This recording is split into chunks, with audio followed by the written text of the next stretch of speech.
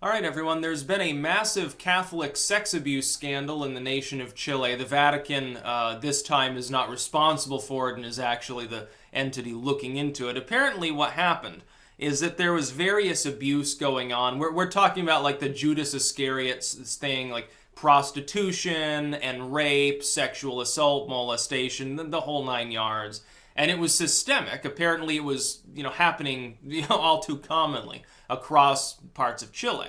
Unfortunately, several of the bishops that are involved in looking into such matters turned a blind eye to it, knew it was going on, and did nothing. So now, in condemnation of this, every single bishop in the entire nation of Chile has said, hey, if you want us to resign, we'll resign. They've put in their letters to the Catholic Pope saying basically, because we poor sinners did nothing about this, go ahead, you can throw us out, put us in a monastery, or you can, show mercy towards us. Please let us keep our cushy positions where we're pillars of the community. Now, here's the thing.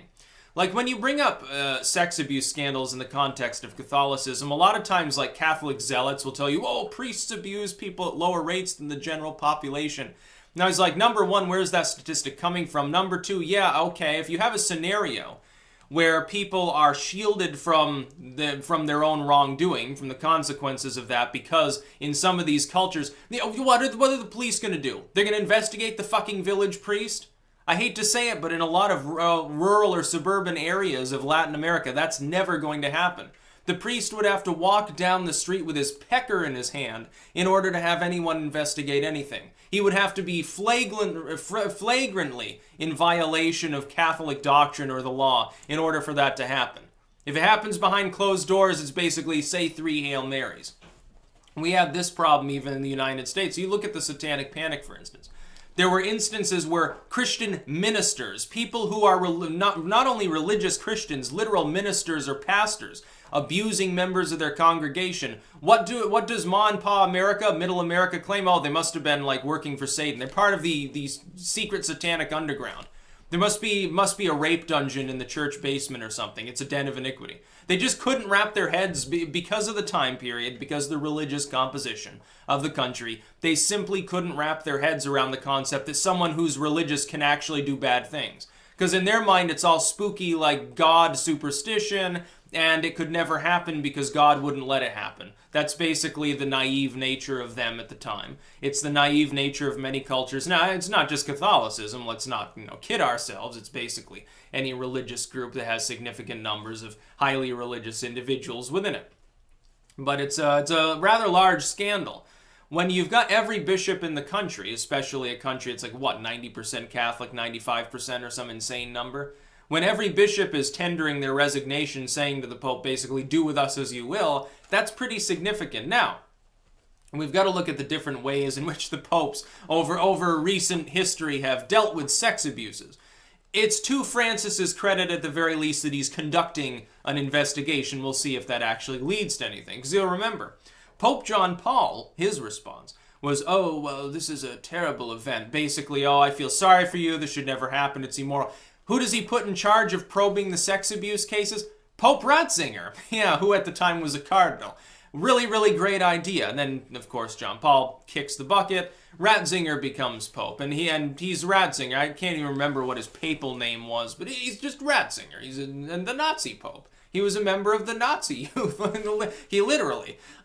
So he becomes Pope. What does he do? Not much. In fact, he didn't really do that much of anything. He was an unpopular individual because he didn't seem to be very personable. He wanted, I guess, to just go and read his scripture or whatever, and to basically keep out of the limelight. He wasn't a political pope, in other words. Unlike Francis, who's very much active on Twitter, apparently really loves his iPhone or whatever device he's. I bet the Catholic Pope uses Apple devices. I would bet anything. But yeah, yeah, not to insult Catholics too much there, but. The sex abuse scandal there is quite significant. I mean, it's happening in a majority Catholic nation. Here in the U.S., it's almost passé. Every few months, there's at least one case. Some priest is like raping someone. I think there was a case a couple years ago where I can't remember which pastor it was. I think it was at one of the mega churches in like the Bible Belt, one of the big Baptist churches, was like basically screwing all of his staff. male and female. I can't remember the case or the name of the pastor involved, but it was like a big thing there. It's like, but that's Protestant. When it's Catholicism, people just sort of sardonically joke, oh yeah, those priests being priests again. I think, by the way, that's a bad thing. That's a bad way to respond to it. There should be some degree of outrage.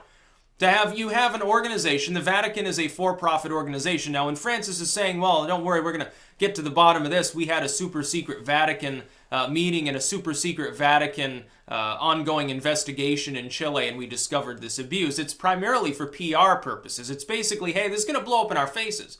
We're not going to make nearly as much money from people. They're not going to cough up their pesos, basically, if they find out that all their local village priests are sexual predators. So we need to nip this in the bud very visibly and come out and make a lot of statements about it so people know that we're doing something about it.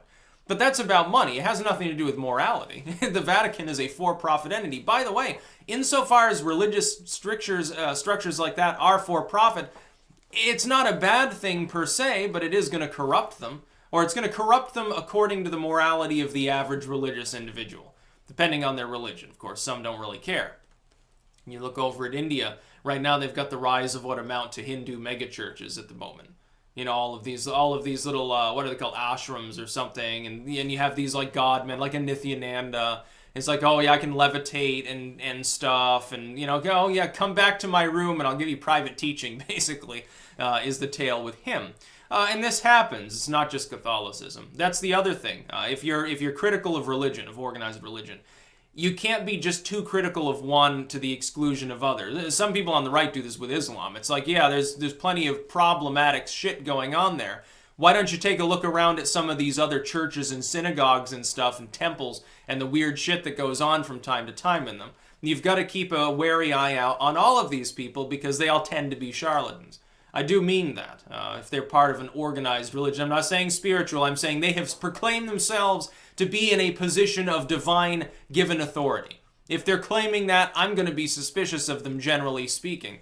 And if they're not corrupted, if they're not abusive, they tend to be kooky. At least the kooks are more interesting and more benevolent. A little bit more benign. They're going to say weird shit, but, they tend not to be violent. It's like I was at a fundamentalist church for years. And they were kind of kooky, but they were never violent or hateful or despicable. It's just that they had weird religious beliefs. So it's a step up, I guess, from maybe, fire and brimstone, hellfire and damnation, tarnation.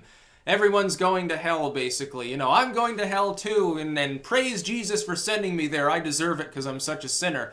You get some movements like that. But in Chile, it appears to have been systemic. Like, this isn't just a single incident or a single class. It's not like, oh, we had one pedophile priest, or, oh, this one rapist bishop. No, it's more like a pattern of systemic behavior scattered across all of Chile that people turned a blind eye to it and even covered it up over time, involving at least several higher-ranking individuals from the Catholic Church there. So it's I'm sure there must be quite a scandal if you're Chilean.